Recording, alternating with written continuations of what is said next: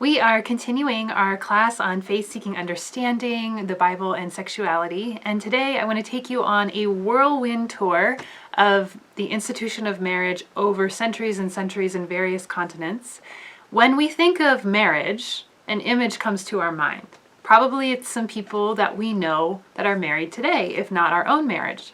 However, marriage has looked dramatically different throughout the centuries, and certainly marriage was a very different thing at the time that the biblical authors were writing. So I want to take you on a little tour of marriage. This is really broad strokes, and a lot of this information came from two books, Marriage, A History by Stephanie Coontz, and The Construction of Homosexuality by David Greenberg. So, going way back to hunter-gatherer societies, what was marriage for? It was not for love. Marriage, says Stephanie Coontz, was for the purpose of gaining in-laws. That's right. When you married outside of the family, you were creating ties to a broader network of people. The broader your network of people, the more peace and harmony you had. Marriage was also critical for survival because the gender-based division of labor is how extended families survived. So you literally had women who at the same time could nurse babies while doing the gathering and collecting food. Men would go off and hunt together. This gender-based division of labor was essential for survival within the community.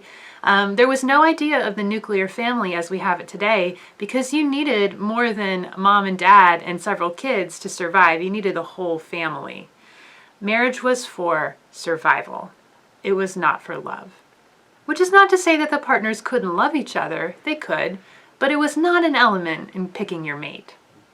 Let's move on to agricultural societies. Again, eventually many hunter-gatherer societies begin to settle down. Now you have these fields that need working. And what do you need to work the fields? As many children as possible. So marriage becomes essential for producing children to work in the fields. As you sort of have society settling down, now you begin to have surpluses. You begin to have wealth. And families become the way that you consolidate wealth and sort of keep it in the family. So before, it was important to marry outside of the family to broaden your network. Now it becomes important to marry inside the family so that you can consolidate and keep your wealth. The invention of the plow made it hard for women to nurse and work the fields at the same time, and that really changed the role of women in these societies, often not for the better. Moving on into, let's look at Roman society.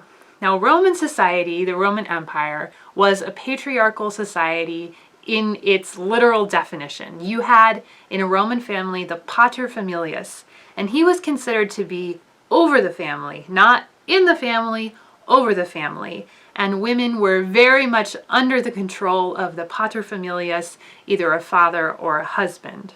There were some things about the society that we do not think well of today. For example, you've heard the expression to raise a child. It comes from a practice in Roman society where a father would pick up a child after it was born, which meant the child was allowed to live. If the father chose not to raise up that child, it meant the child was not allowed to live. So early Christians were very much against this practice of sacrificing infants. Again, in Roman society, what's the purpose of marriage? It is for order and structure and for the production of children. In this time, any sort of infertility on the part of the woman was considered grounds for divorce. And so it was not a great place to be a woman. We're going to fast forward ahead into the 1800s because it's only in the 1800s that we begin to even have the idea of a love match, that you would get married for something like love. In Victorian society, we begin to have the love match, which goes hand in hand with the cult of domesticity and very strict gender roles. Now, for much of history, women were actually considered the lustier sex. Even in church circles, women were considered the ones who had these sexual appetites that were big and too much. Well, that begins to flip in Victorian era, and women are painted as these sort of angels. They're very pure, they're almost asexual, and they are going to nurture and nourish their husbands to be holy. This kind of marriage had very strict division of sexual and gender identities. What happens in a sexually repressed society like a Victorian era? Well, you begin to see the explosion of pornography and prostitution. So men and women in marriages in Victorian era really didn't know what to do with their sexuality because it was considered something that needed to be, it was so taboo. So you see it kind of leaking out the edges in other ways. It's only in the 1800s that we begin to see a real concerted effort to look at domestic violence as a negative. For most of history, it was considered completely okay for men to beat their wives whenever or for whatever reason. But only in the 1800s do you begin to see a rejection of that. Not that that rejection is total or complete, and not that that rejection means any kind of real equality for women. In the 1900s, you see, especially in the West, the pendulum of marriage swinging back and forth and back and forth. In the 1920s, you have this huge reaction against the sexual repression of the sort of Victorian era of marriage. Suddenly, a woman's job is not to submit to her husband, it is to be sexy for her husband. So sex appeal really takes the place of submission. We're going to fast forward to the 1950s. This is when we have the invention of the male breadwinner marriage. So oftentimes when we think of, oh, what is a traditional marriage? We're thinking of the 1950s, where you had a mom who stays home and raises the kids and a dad who goes off to work. For most of history, women were working. Wives were working. They were out in the fields, they were gathering food, they were doing more than just raising children. It is only in the 1950s that the economics, at least in the US, are strong enough that women don't have to work.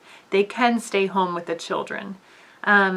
This is often considered the golden age of marriage because everyone was getting married. If you didn't want to get married, it was thought that you were neurotic. However, studies have shown that 1/3 of marriages from the 1950s ended in divorce. And the vast majority of women who were interviewed about their lives said they wanted a different life for their daughters.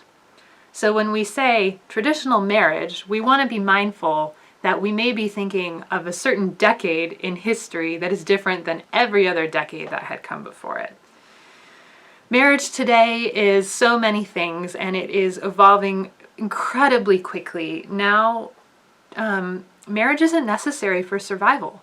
Women are not necessarily dependent on men in the way that they had been for centuries. Children are now quite expensive. It costs a lot of money to have and raise a child, whereas in agricultural societies, you needed children because of the work that they brought to the family. We have new technology like birth control, which separates sex from procreation. We have an increasing emphasis on partnership, on mutuality, and we have a rise of families that look like all different kinds of shapes and sizes. So, when we read about marriage in the Bible, when we read what interpreters of the Bible have said about marriages over the years, they may be thinking of something very different than what we have in our minds of marriage today. And so, how does that affect the way that we read Scripture today?